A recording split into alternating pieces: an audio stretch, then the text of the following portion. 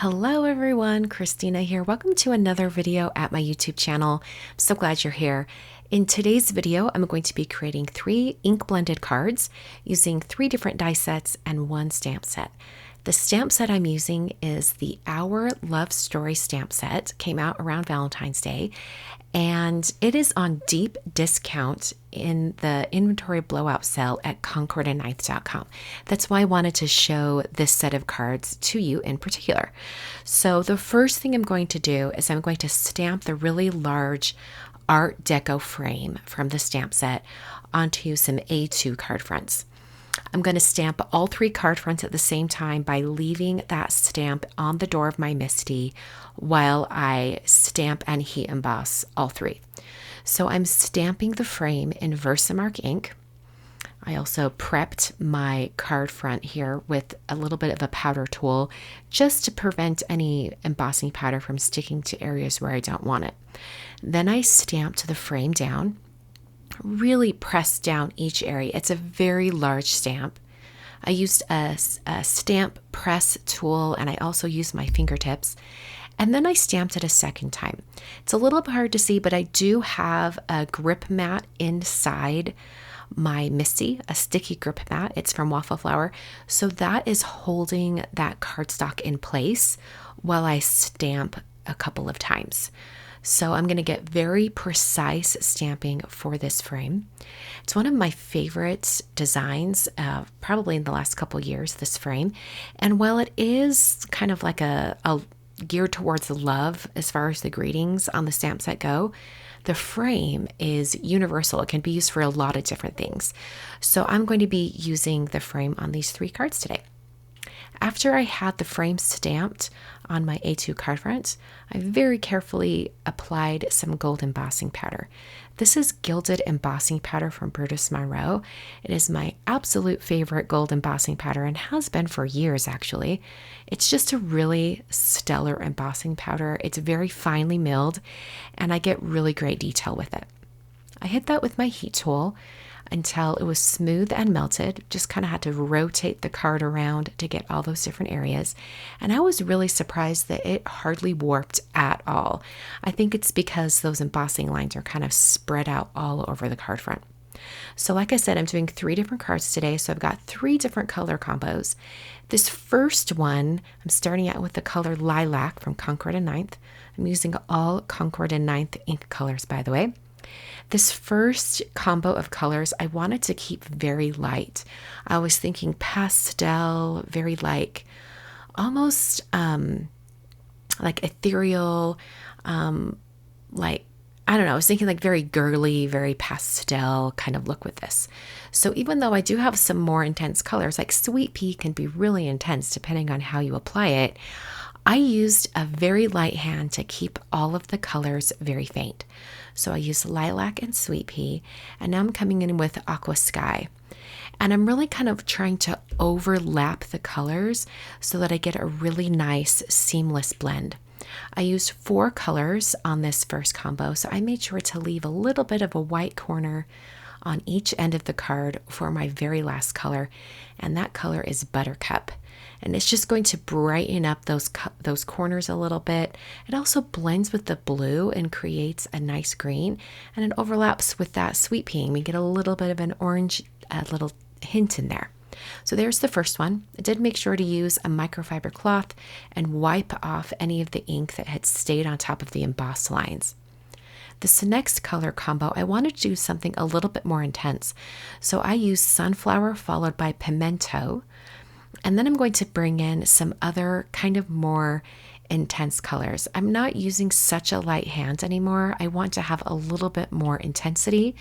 So this is sort of like a medium application, like a regular application of ink. My third color is the color Fig.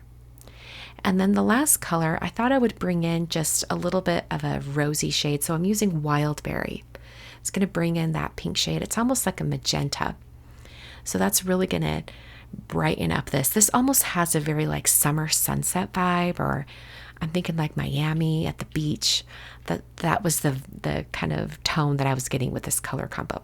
So I wiped it off with a microfiber cloth, and then I'm going to move on to my final ink blend, which for this one I'm only going to use 3 colors, but I want it to be very intense.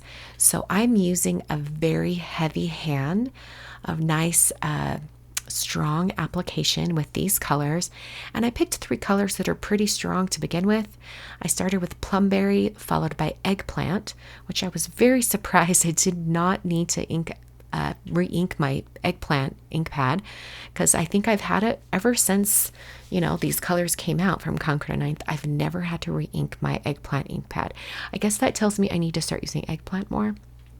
The 3rd color I chose was Midnight, and I noticed right off the bat that my ink pad needed re-inking. So I paused a moment, put a little squiggle of ink onto that ink pad, and then continued blending. So I'm really going to bring in lots of color. And it was also at this point that I realized that some of that Plumberry color was getting a little bit lost, you know, blended into the Midnight and also into Eggplant. So in the end, I decided to come back with just a little bit more Plumberry, and I'm going to kind of just add more of that shade on.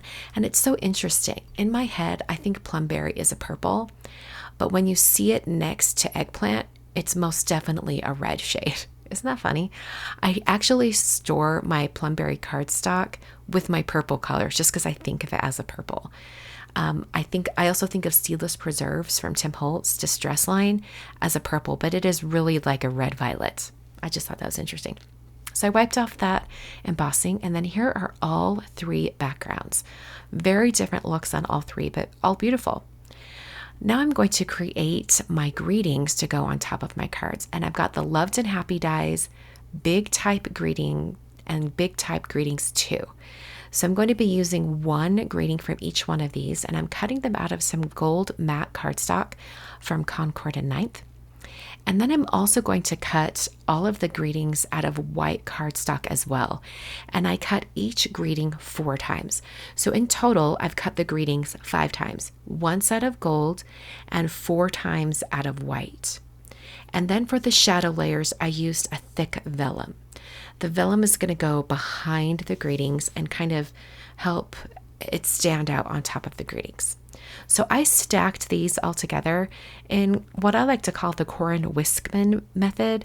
I learned this from a video that Corin contributed to a class at Online Card Classes, where she basically uses speed as her magic ingredient for stacking quickly. She adds the glue on really fast to the bottom layers, stacks them all at the same time before the glue can dry, and then you can kind of manipulate the cardstock die cut so that it lines up and matches up. So I did that with 3 layers of the white, and then I put the gold on 1 layer of the white. So we've got 3 white die cuts stacked, and then a white and gold die cut stacked. And then I'm going to take the gold and white, just the 2 layers, and I'm adhering that directly onto the vellum. So I'm going to put this directly onto the center of my vellum shadow die cut. And then I'm going to put those 3 die cuts that are stacked, like they're pretty thick. I'm going to put those on the bottom. And what this does is it's going to pop up that vellum shadow layer, and it's going to give it the appearance of sort of floating over my background. And this is a way to adhere something vellum and not have it show any of that adhesive through the vellum. Vellum can sometimes be a little bit tricky. You've got to think of creative ways to adhere it to your card without adhesive being shown. I did that for all 3 greetings, stacking them up in the same fashion. And then I took the ink blended backgrounds with a little bit of tape runner adhesive on the back and placed those onto folded note cards. I then put some glue on the back of each one of these greetings and placed it directly over top of the center of that frame that was embossed on the background. So these are all really actually very simple cards. I think I finished all 3 cards in about 90 minutes. They come together really quickly, but I think they're really beautiful with that intricate frame, that Art Deco look. I just think it looks so neat. So even though that stamp set is geared towards Valentine's Day, kind of, don't be afraid to use it for other things. And it is on discount. I think it's down to $12.